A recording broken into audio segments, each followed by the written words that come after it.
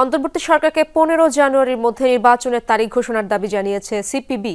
ক্ষমতা দীর্ঘায়িত করলে নানা অপশক্তি জায়গা নেবে বলেও মন্তব্য করেন দলের সাধারণ সম্পাদক রুহিন হোসেন প্রিন্স। সাম্প্রদায়িক ও স্বাধীনতা বিরোধী শক্তিকে প্রতিহতের ঘোষণা দেন দলের সভাপতি শাহ আলম। 10 জানুয়ারি থেকে সমমনা রাজনৈতিক দলগুলোর সাথে মতবিনিময় সহ নানা কর্মসূচি ঘোষণা করে সিপিবি।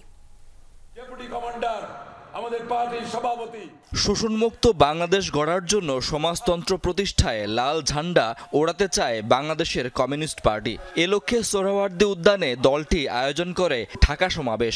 অনেকদিন পর এমন বড় জমায়েতে উজ্জীবিত নেতাকর্মীরা। সমাবেশে নেতারা মুক্তিযুদ্ধ, সংবিধান সহ নানা ইস্যুতে কথা বলেন। আমাদের দেশের বুর্জোয়া দলগুলো লুটপাটের অধিকার রক্ষার জন্য তারা এই সাম্প্রদায়িক মৌলবাদী শক্তিকে নিয়ে খেলা করেছে। দলের সাধারণ সম্পাদক রুহিন হোসেন প্রিন্স বলেন, অরাজনৈতিক শক্তি দীর্ঘদিন ক্ষমতায় থাকা উচিত নয়। তিনি দ্রুত নির্বাচনের দাবি জানান।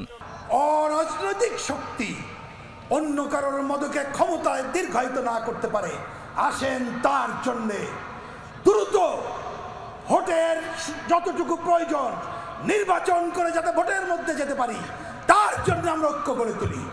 আমরা যার জায়গা থেকে আন্দোলন করি, আর এক মুহূর্ত দেরি না করে 15 জানুয়ারির মধ্যে নির্বাচনের সুষ্ঠু তারিখ ঘোষণা করেন।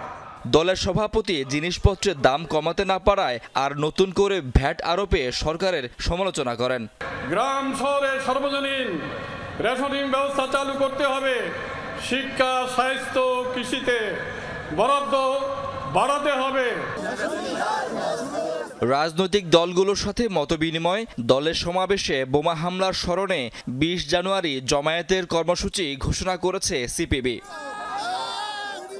শাকিল হাসান, যমুনা নিউজ, ঢাকা।